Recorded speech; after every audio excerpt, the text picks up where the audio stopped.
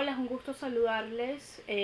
Hoy volveremos a retomar el contenido del curso de teatro latinoamericano contemporáneo y hoy me gustaría poder conversar sobre la dramaturgia de Arístides Vargas, em, que es una dramaturgia, como dice Elena Francés Herrero, una dramaturgia de la existencia en la ruptura. La obra de Vargas rompe con una realidad histórica objetiva y en el plano de coherencia ficticia propone rupturas a través del juego, el sueño, el sonambulismo y el olvido. Estas rupturas que propone Elena Francés Herrero se conjugan en la existencia de unos ejes temáticos que se vinculan en el binomio dictadura-exilio. Arístides Vargas es un autor del exilio en el exilio, una voz que da cuenta de las múltiples formas de estar fuera de la huida, el desamparo y la evasión. Lo interesante es que muchas de sus piezas, los personajes están anclados en una realidad que les es profundamente adversa de muchos modos. Quizá la palabra anclaje suene poco pertinente para asociarse a términos como huida, desamparo o evasión. La RAE le da varias acepciones y quisiera que nos quedáramos con dos de ellas. Dicho de una nave, quedar sujeta por medio del ancla o quedarse, arraigar en un lugar o aferrarse tenazmente a una idea o actitud. Para hablar de ello, les propongo hacer una revisión de los textos Nuestra Señora de las Nubes, La Edad de la Ciruela y La Razón Blindada. Pero en este video me voy a detener en Nuestra Señora de las Nubes para ejemplificar cómo la dramaturgia de Arístides Vargas pues precisamente nos habla de esa ruptura. Voy a leer un pequeño fragmento de la pieza en donde participan Oscar y Bruna, que son los personajes que habitan en la acción dramática. Bruna dice: ¿sabe qué? No. Estoy harta de quedarme en silencio. Yo también. Pobres de nosotros que no levantamos la voz porque somos extranjeros. Tampoco hay que andar por el mundo a los gritos, pero tampoco hay que asumir que el silencio es de los tontos.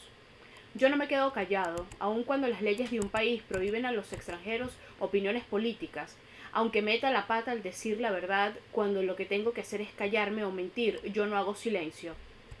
Hace usted bien, porque el silencio es la casa de los que no tienen casa. Y nada que contar, porque no cuentan para nada. A propósito, ¿tiene usted casa? No, yo tampoco. ¿Y dónde duerme? En el aire. Como la flor. ¿Qué flor? La flor del aire. La flor del aire. La flor del aire vive en el aire y no del aire. Que de eso todos vivimos. La flor del aire vive en las ramas de los árboles secos, en los cables de la luz, de los postes, siempre arrimada a otros, como diciéndoles: déjenme estar aquí un rato, un ratito, una flor lisiada. Pues bien, el silencio es la casa de los que no tienen casa, y esta primera frase constituye una síntesis cuasi perfecta de lo que significa la dramaturgia de Arístides Vargas, o al menos una buena parte de ella. Hagamos un pequeño desglose. El silencio como refugio, como integración de la condición de exiliado a la vida práctica desde un punto de vista de la interioridad. El silencio es la casa de los que no tienen casa. Esto no solo supone que quienes vivimos en una condición de exiliados seamos los que exclusivamente tenemos el silencio por casa. También se refiere a cómo este silencio se convierte en una manera de entender el mundo, una forma pasiva frente a los otros, pero que abre paso a la introspección. Porque no poder alzar la voz no significa que se carece de ideas, significa que las condiciones externas no son las propicias para expresarlas. Muchos huyen de sus países porque la realidad les abruma, su hostilidad es tan brutal que la huida es inminente, inexorable como un destino. Esto no significa que no haya un anclaje. Ahí el problema de la ruptura y la habitabilidad en la grieta. Antes, en otro momento, les había comentado una noción que a mí me interesa mucho, que es el florecimiento en la grieta. Pues ese florecimiento solo es posible cuando hemos sanado y nos hemos replanteado el modo de habitar en ese resquicio. Vivir el exilio no significa necesariamente el desplazamiento de un lugar físico a otro, porque muchas veces la huida es imposible y la permanencia constituye una fórmula de puesta al margen de los otros. Es inevitable para mí hacer referencia a una experiencia personal. En Venezuela, el experimento totalitario llamado chavismo nos ha ido arrinconando progresivamente. La instrumentalización de la violencia es brutal porque la negligencia es un acto voluntario. El país se fue vaciando, mi mundo fue perdiendo territorios. ¿Y a qué me refiero? Pues a la pérdida de los afectos. Familiares y amigos emprendieron el éxodo y me fui quedando sola. La soledad es una experiencia que nos obliga a poner pie en tierra, a tener una comprensión más profunda de uno mismo y a entender que la vida se compone de los pequeños detalles. Ahora bien, ¿qué pasa cuando esos pequeños detalles solo tienen lugar en la memoria? Ocurre un repliegue hacia lo interior. Ahí sucede una primera aproximación al exilio. Y esa fue mi primera experiencia en ese sentimiento que es estar y sentirse exiliado. Vivir en una ciudad y sentirme extranjera. La ciudad pues se fue quedando vacía de rostros conocidos, los lugares que visitaba se volvieron extraños y es como cuando uno se desenamora y vuelves a los sitios donde amaste, pero ya no se ven igual. Es exactamente eso, una pérdida, un duelo. ¿Por qué me sentía así? Porque no era posible efectuar, como decía Sartre, el encuentro intersubjetivo.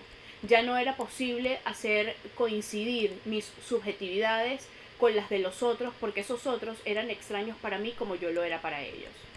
Entonces, la imagen que ofrece Bruna frente al silencio, en el fragmento que les he leído al principio, que es una imagen muy potente y al mismo tiempo sutil y devastadora, es la flor del aire.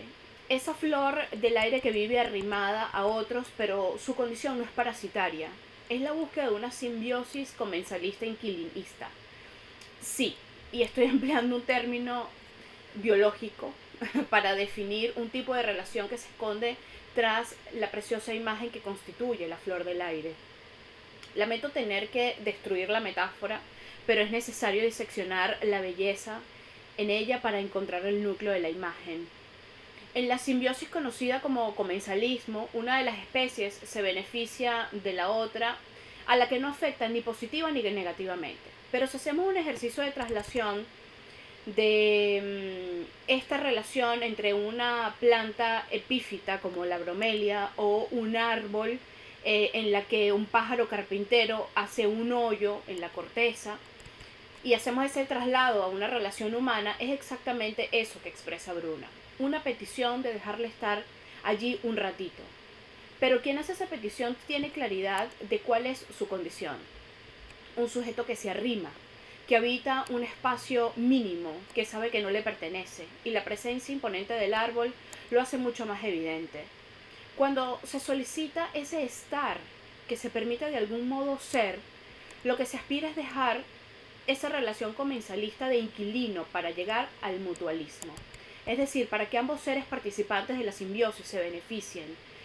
Esa es la meta, esa es la aspiración del exiliado, que es la coexistencia efectiva.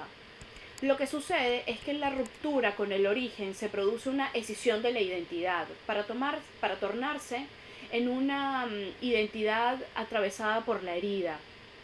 La posibilidad de recrear la existencia, volver a ser, pasa por el juego y la migración de roles, como en el caso de esta pieza en la que Oscar y Bruna juegan a ser otros, que son ellos mismos o partes que los constituyen. Con esto quiero significar que nosotros también somos eso que nos expulsa. Oscar y Bruna han tenido que salir de Nuestra Señora de las Nubes por diversas razones. No por callar o por no hacerlo y por el silencio de los otros. Esos otros que no sabían que eran criminales, que no sabían que el silencio también es un arma. Y ese dejar que las cosas sucedan, ese eximirse de la responsabilidad, es un comportamiento típico de las sociedades que son modeladas por los instrumentos de represión del Estado. La realidad a la que apela la memoria de estos personajes tiene un contenido claro y muy bien definido. El proceso de reorganización nacional, nombre con el que se le conoce a la dictadura argentina que sucedió entre 1976 y 1983. Nuestro autor huyó del país con su familia para radicarse en Ecuador, en donde ha llevado a cabo su carrera dramatúrgica y de dirección, que es absolutamente prolífica y estelar. En múltiples entrevistas, Aristides Vargas ha comentado cómo es saberse indocumentado y a partir de esta idea gestar una máscara que genera una nueva identidad, la identidad que surge en la ruptura con el espacio geográfico que es propio. Sin embargo, el anclaje sigue allí. Lo interesante de Vargas, o una de las tantas cosas interesantes, porque es un autor en el que vamos a encontrar múltiples sentidos y múltiples variaciones de esta aproximación a la idea de la identidad, del exilio, del desarraigo.